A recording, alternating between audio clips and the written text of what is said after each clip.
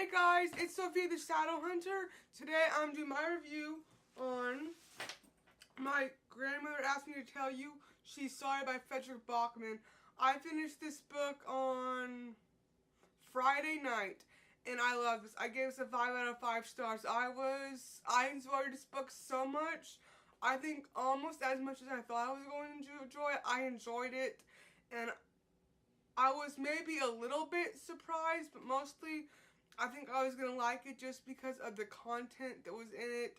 And I've just, I've realized that as much as I like reading historical nonfiction and historical fiction, that if the characters are real and they're present and they learn stuff, I like it. But if there's just like a story about characters and they're just, going around in life, treating people bad, not learning anything of it, there's nothing worthwhile with the story. But this little girl, she's 8 years old, her name is Elsa, and she's very close to her grandmother, and her grandmother asked her to tell her friends that she is sorry. And spoiler if you haven't read the book, she is dying, and Elsa does not know this, and so one day she dies, and she has to continue giving out these letters and going and talking to her friends. And one of her grandmother's friends, which is her neighbor, is Britt Marie, which is one of his books called Britt Marie's Hair, which I need to read next.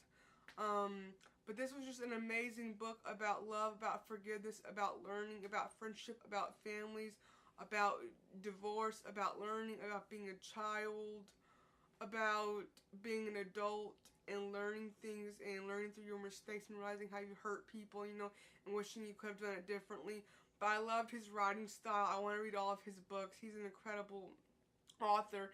And I have to say that I think of most of my favorite authors, besides like the historical nonfiction that I've read, have been foreign authors. Like John Bone, he's from Ireland and he's from Sweden. And so they talked about IKEA in here, which was really cool because I've been to IKEA, and actually a lot of my furniture is from IKEA. And made me think of a Swedish fish because their grandmother would steal the orange buckets from IKEA, the baskets, when they went there. And I don't know, they didn't talk about like going there a lot, but she talked about their grandmother taking them. And this was just a phenomenal story, and it was very touching and inspiring, and it was sad, and it was funny, and it was real. It was everything in a book, really, that you could want for. So Elsa is an 8-year-old girl, and her mother is pregnant with a child, and her parents are divorced.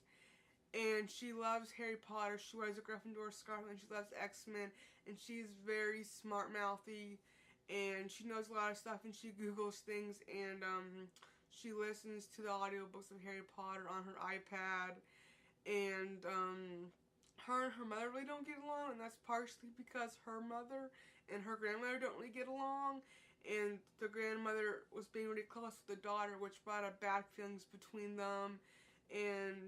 But I think in the end, at least the daughter and the grandmother learned, you have to forgive and forget and to move on and to love anyway, because you don't know when people are going to leave this earth. You don't know, when your last day on earth is going to be, and you don't know if you're going to have a chance to make amends. And this woman knew that she didn't have a lot of time, so she wanted to make amends, and so she wrote letters to her friends and family, and she wrote one to Elsa too, which was very touching, and one to her mother as well.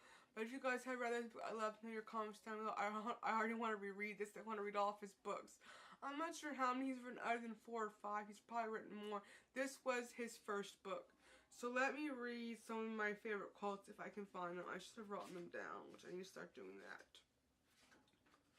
So it ends with her playing with some friends at school, and at school she really didn't have a lot of friends. She was bullied, and her grandmother would tell her stories to help her forget about it. So that's one other thing I did in the book. Her grandmother tells her stories of all these places that help them to cope with reality and with life. And the grandmother just wanted to help her forget about the bad things in life and to have fun and to enjoy life and to learn. So...